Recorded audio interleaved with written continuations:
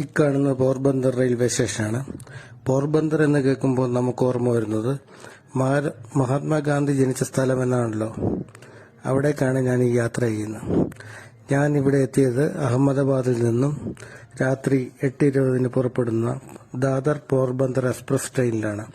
Train number 19015 Saurashtra express. Train വെളുപ്പിനെ 5 മണിക്കെത്തി.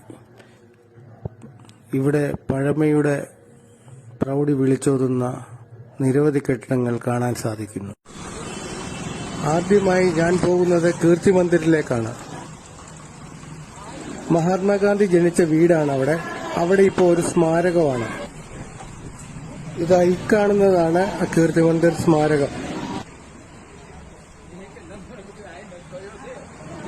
ഇവിടെ പ്രവേശനം സൗജന്യമാണ്. ചെരുപ്പെല്ലാം വെളിയിലിട്ടിട്ട് വേണം അകത്ത് കയറാൻ. 1869 ഒക്ടോബർ 2 ഗാന്ധിജി ജനിച്ചതിന് ശേഷം ഉള്ള ആ വീട് ഇപ്പോഴും ഈ സമുച്ചയത്തിനുള്ളിൽ സംരക്ഷിച്ചു വെച്ചിട്ടുണ്ട്. ഗാന്ധിജിയുടെ പ്രധാന തത്വങ്ങളായിട്ടുള്ള സത്യം, അഹിംസ തുടങ്ങിയ തത്വങ്ങളെ കുറിച്ചുള്ള പലവിധ പ്രദർശനങ്ങൾ അവിടെ വെച്ചിട്ടുണ്ട്. ഗാന്ധിജി ഉപയോഗിച്ച വസ്തുക്കൾ, ചർക്ക, അങ്ങനെയുള്ള പഴയ കാര്യങ്ങളെല്ലാം അവിടെ പ്രദർശന വസ്തുക്കളായിട്ട് വെച്ചിട്ടുണ്ട്.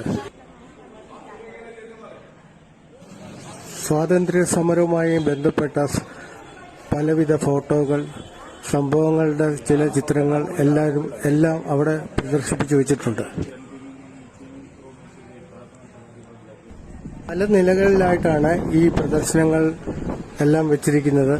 അതുകൂടാതെ എല്ലാവരെയും ഒരുമിച്ച് പ്രവേശിപ്പിക്കത്തില്ല. മുകളിലത്തെ നിലകളിൽ പ്രത്യേകം ബാച്ചുകളായിട്ടാണ് മുകളിലോട്ട് ആൾക്കാരെ കടത്തിവിടുന്നത്.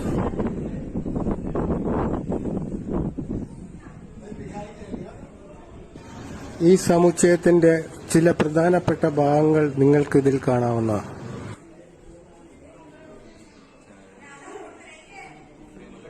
മഴവെള്ളം സംരക്ഷിച്ചു വയ്ക്കുന്ന ടാങ്ക്,